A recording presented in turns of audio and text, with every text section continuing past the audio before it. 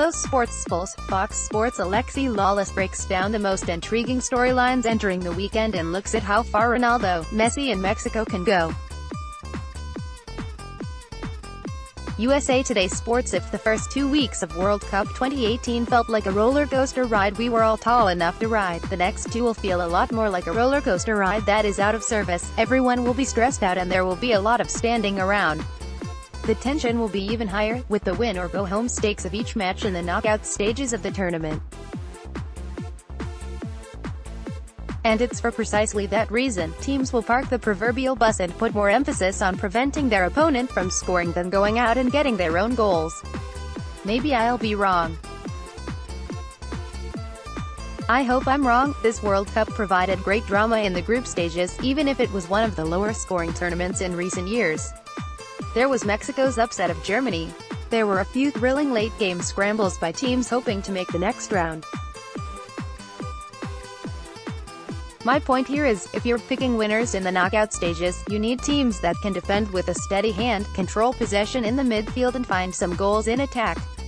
The ones that do all three of those things will be the favorites, and that's why I like Brazil and Croatia to reach the final on July 15 in Moscow. World Cup 2018 Guide, What to Know Ahead of the World's Biggest Tournament. More headlines. Louisville City FC breaks ground on soccer stadium as costs rise. Sign me up for that viewing experience, even if it means having to listen to the Fox Sports broadcasters, who seem to think this is everyone's first time watching soccer. One more time. Beyond the fascinating tactical matchup, the final would provide some intriguing storylines. There is, of course, the Brazilian effort to erase the pain of their collapse in 2014 at the World Cup they hosted. There is also the political and historical storyline of a member of the former Yugoslavia playing in the biggest sporting event Russia has ever hosted. Why do I like those two teams? Brazil's attackers are so good in small spaces, and the margin for error in the World Cup knockout stages is considerably thinner. Brazil hasn't been at its very best yet. The variety of speedy, skilled and smart attacking players give tight teams so many different options. They are talented enough to unlock even the stingiest of defenses.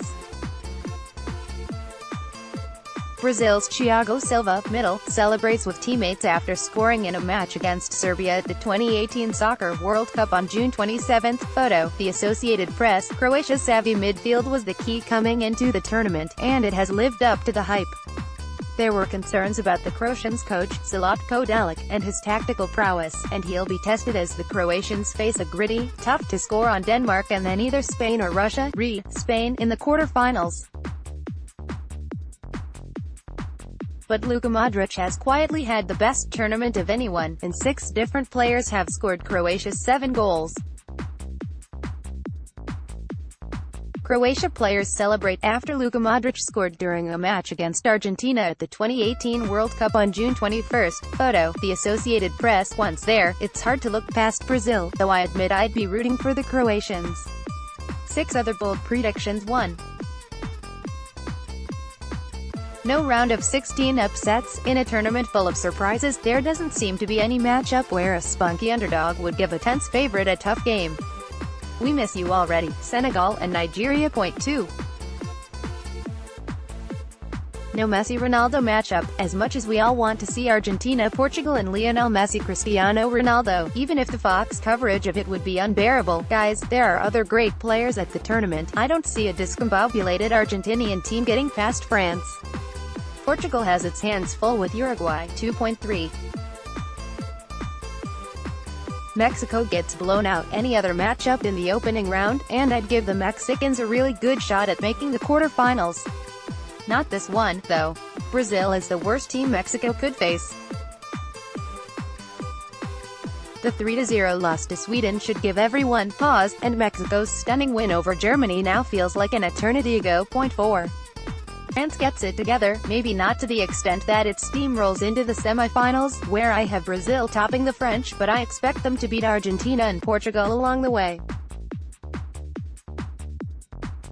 The central midfield pairing of N'Golo Kanté and Paul Pogba is just too good, and I think Kanté's ability to snuff out attempts to get Lionel Messi the ball in dangerous areas will be the difference against Argentina. 5. England.